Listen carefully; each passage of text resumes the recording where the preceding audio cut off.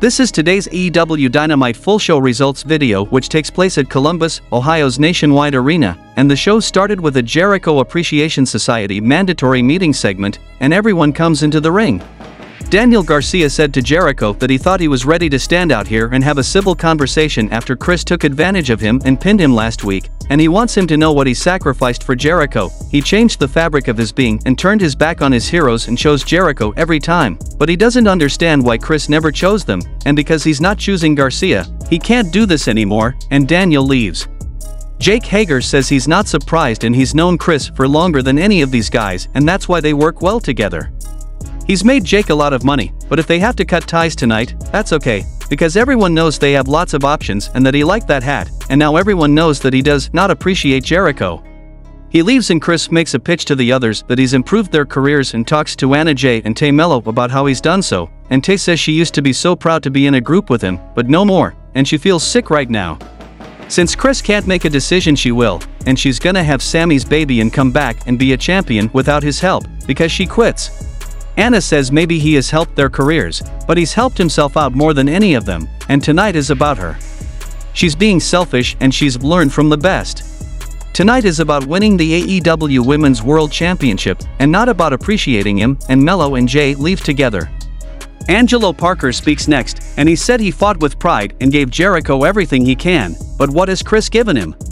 He has no choice, he has nothing left to give, and he drops the mic and leaves. Matt Menard is next, and he said when his wife was 8 months pregnant and he had no job, Chris heard his story and invited him into his home and brought him to AEW under his wing. The last 18 months have been nothing but a dream for him, but it's never sat right with him that guys he came up with, like Eddie Kingston and Kevin Steen, why they hate Jericho's guts, and now he's starting to understand why, and he leaves. Sammy Guevara says he's loyal and he's not gonna walk out, because Jericho is his friend, and deep down he always thought Chris would do the same for him because they're friends, and he hopes Chris works through his stuff, and if he does, maybe he'll be here.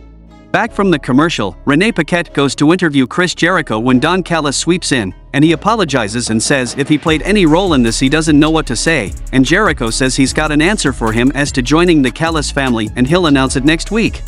The next match happened between Hardy Boys vs Young Bucks, and the result of this match was Young Bucks defeated Hardy Boys by pinfall with BTE Trigger on Matt Hardy. Post-match, the Young Bucks call FTR out, and FTR make their entrance and square up in the ring, and the Bucks simply say all in and drop the mic, and FTR holds the tag titles up. The match is made. The next match happened between Jack Perry vs Rob Van Dam for the FTW Championship, and the result of this match was Jack Perry defeated Rob Van Dam by pinfall with a schoolboy after hitting a low blow to retain the FTW Championship. Adam Cole and Maxwell Jacob Friedman make their entrance together and get on the mic, and Adam says they're gonna make history at Wembley, but he wants to go all in on making history because he's pretty sure we all love them as a tag team and we'd all love if they had some gold, so as difficult as it was to not win the tag titles, he's had his eyes on another set of titles that mean just as much to him as the AEW ones. He's talking about the ROH World Tag Team Championship. Truth be told, he owes his entire career to Ring of Honor, and he's a former ROH World Champion and ROH World Television Champion, but he never held those tag titles. They set the bar on what tag wrestling is all about, and it's time they showed how damn good they are, so before that, at AEW 0 Hour, he wants to challenge for the ROH World Tag Team Championship, and Friedman asks if he's serious about wanting him to wrestle twice in one night. Is he a sick pervert? But they're broaches for life and he's a sucker for publicity, so he asks the crowd if they want to see them win the ROH tag titles, so, by the powers vested in him as our scumbag, he challenges Aussie Open for the tag titles at Wembley. Roderick Strong comes to the stage yelling for Adam Cole, and he says he can't believe this, that he'd want to win the tag titles with Max and not an ROH legend and his actual best friend, himself, and Friedman says he's getting sick and tired of these jealous ex-girlfriend vibes. He asks Cole if he's gonna stand there and let MJF talk like that before saying the Kingdom was right about him and he was never really Roddy's friend, and the Kingdom comes to the stage to embrace Roddy and walk him backstage. Max talks some trash, Adam shoves him and says he needs to understand that Strong is his friend too, and Cole realizes he came on a little strong and apologizes, and they hug and Friedman gives him his blessings to go check on Roddy. The next match happened between Claudio Castagnoli and Jon Moxley vs Lucha Brother, and the result of this match was Blackpool Combat Club won the match by pinfall with a schoolboy and a handful of tights from Jon Moxley on Penta L0M. Post-match, Blackpool keeps mauling the Lucha Brothers, tearing Penta's mask off his face and Claudio puts it on.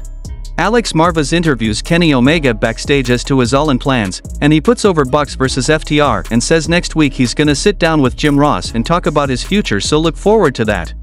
Mobile Embassy make their entrance and Swerve Strickland gets on the mic, and he says last week they had to drive the point home by going up to Seattle and visiting the Buddy Wayne Academy to put the fear of God into Nick Wayne, and nobody's gonna do anything about it because the embassy is above the law.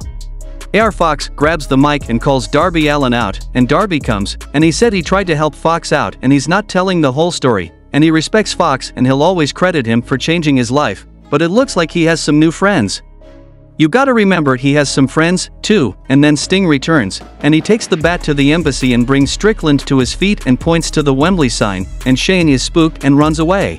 In the main event of the show, we saw a match between Anna Jay vs Hikaru Shida for the AEW Women's World Championship, and the result of this match was Hikaru Shida defeated Anna Jay by pinfall with Katana to retain the AEW Women's World Championship.